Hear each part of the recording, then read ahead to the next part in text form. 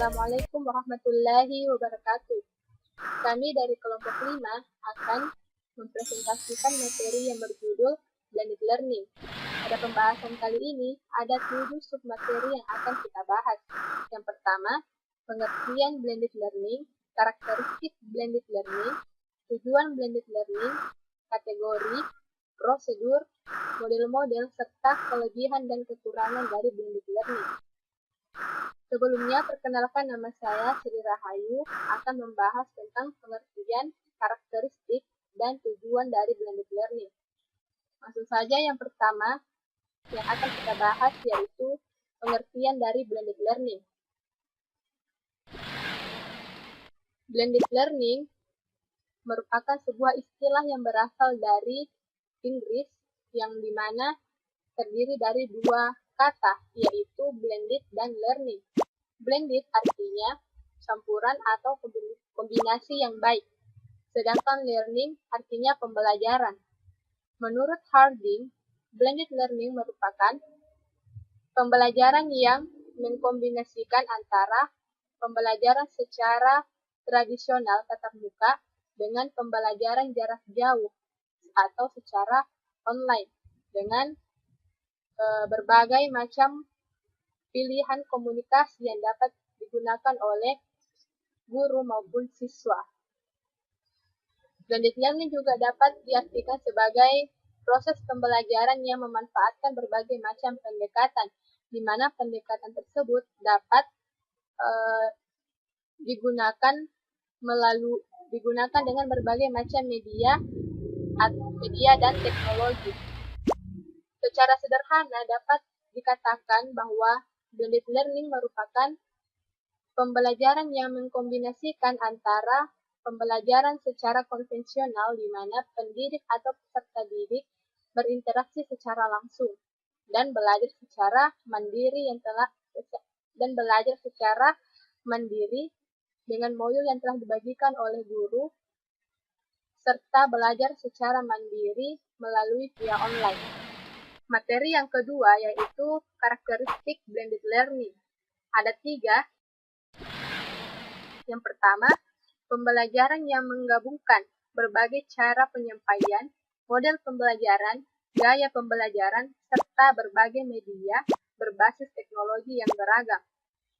Karakteristik yang kedua, sebagai sebuah kombinasi pembelajaran langsung atau face-to-face, belajar mandiri, dan belajar mandiri via online. Karakteristik yang ketiga, pembelajaran yang didukung oleh kombinasi efektif dari cara penyampaian, cara mengajar, dan gaya pembelajaran.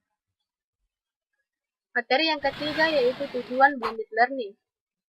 Memiliki 3 tujuan. Yang pertama, dapat membantu peserta didik untuk berkembang lebih baik di dalam proses belajar sesuai dengan gaya belajar dan preferensi dalam belajar. Yang kedua, menyediakan peluang yang praktis, realistis bagi pendidik dan peserta didik untuk pembelajaran secara mandiri, bermanfaat, dan terus berkembang. Tujuan yang ketiga, peningkatan penjadwalan fleksibilitas bagi peserta didik dengan menggabungkan aspek terbaik dari tatap muka dan instruksi online. Kelas tatap muka dapat digunakan untuk melibatkan para peserta didik dalam pengalaman interaktif, sedangkan kelas online memberikan peserta didik konten multimedia yang kaya akan pengetahuan pada setiap saat dan di mana saja selama peserta didik memiliki akses internet. Untuk materi selanjutnya akan dijelaskan oleh Saudari Linda dan Yuyun Pratiwi. Bismillahirrahmanirrahim. Assalamualaikum warahmatullahi wabarakatuh.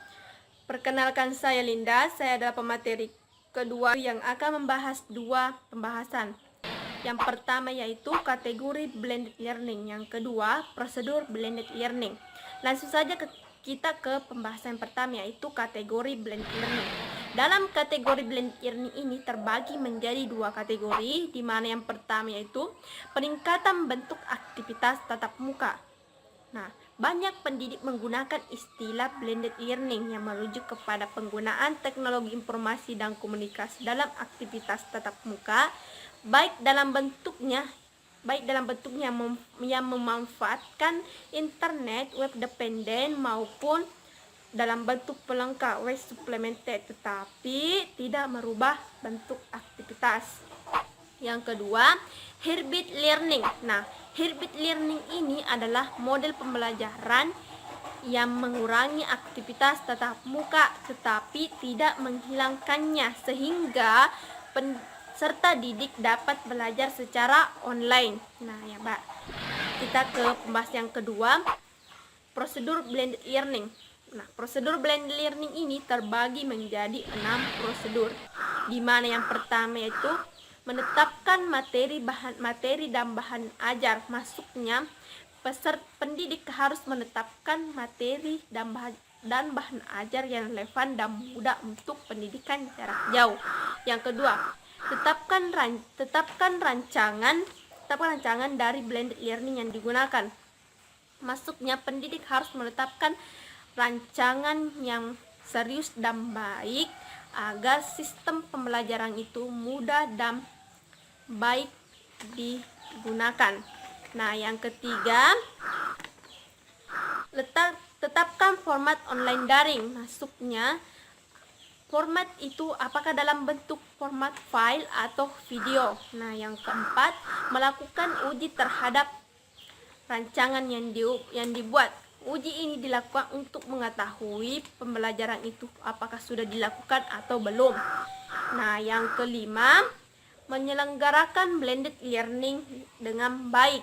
Nah, yang keenam, menyiapkan kriteria untuk melakukan evaluasi. Baik, langsung saja ke contoh-contoh evaluasi. Contoh-contoh evaluasi yang pertama itu aids to navigate. Yang kedua, content atau subtext. Yang ketiga, layout atau format. Yang keempat, interest. Yang kelima, applicability. Yang keenam, context effectiveness atau value. Sekian dari saya. Wassalamualaikum warahmatullahi wabarakatuh. Nama saya Yuyun Pratiwi. Saya akan memaparkan mengenai model-model blended learning, kelebihan dan kekurangan blended learning. Model-model blended learning. Terdapat dua pendekatan blended learning. Yang pertama ada supplemental atau engagement model.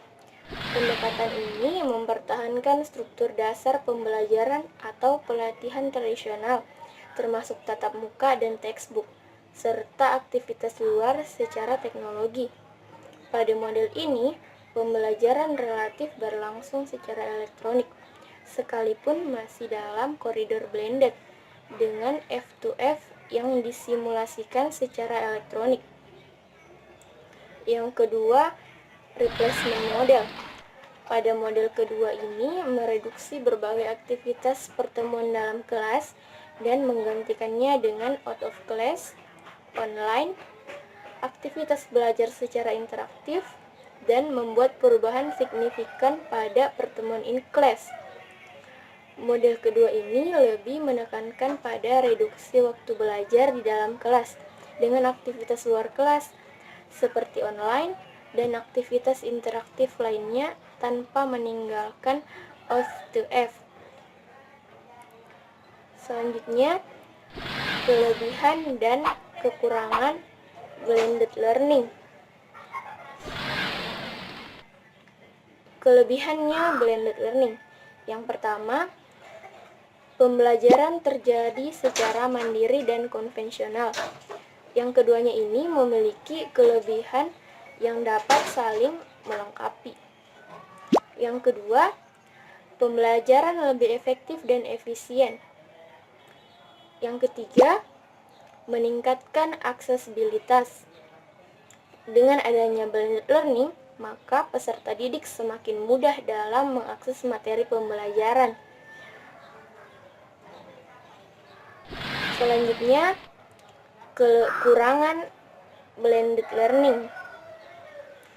Yang pertama, media yang dibutuhkan sangat beragam sehingga sulit diterapkan apabila sarana dan prasarananya tidak mendukung.